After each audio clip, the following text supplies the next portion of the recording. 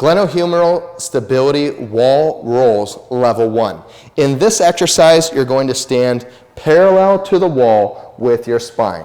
So you can notice that Caitlin is in nice, good postural alignment here. Her spine is directly in parallel position to the wall. To her right, her scapula is in depression retraction.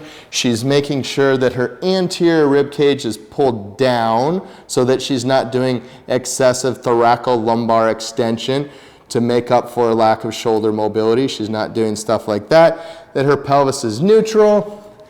And the action of this exercise is with all of those things maintained. She's going to do 15, or you're going to do 15 shoulder circles forward, and then 15 shoulder circles backward. For fitness doctor practitioners, here's the huge importance of the glenohumeral stability wall rolls progressions. And this is what is so important about this exercise.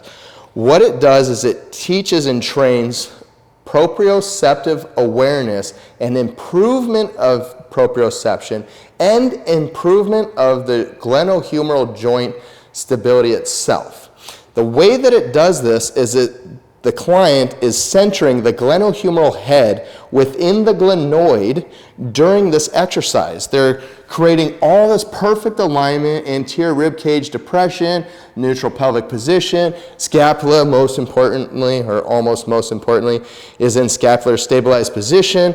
The anterior shoulder girdle muscles are having to be mobilized during this position.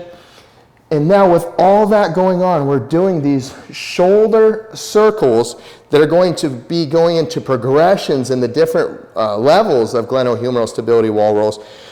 So what happens is it's forcing the glenohumeral head to stay centered in the glenoid, which starts to create much greater stability, much greater stability for the labrum, and much less likelihood of your client getting slap tears, so superior labrum, anterior, posterior slap tears. This is also especially beneficial for clients who already have slap tears because that humeral head, let's go ahead and let the ball drop here. So the humeral head begins to translate, usually anterior and anterior superior with slap tears, and that's what causes the actual slap tear, is that humeral head not being centered in the joint. So for example, someone who has a poor glenohumeral head stability, like when they do a press, that glenohumeral head will translate forward and begin to tear the labrum. Or in this exercise that's specifically for this, they may have trouble getting that glenohumeral head to actually stay centered.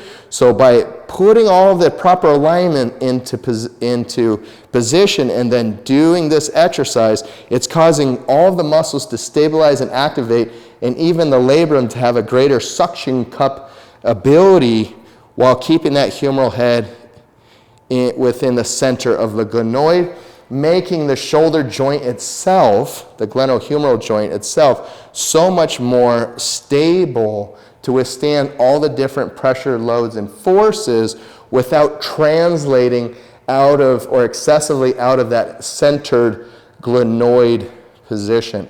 And that is really the purpose of the glenohumeral stability wall rolls exercise.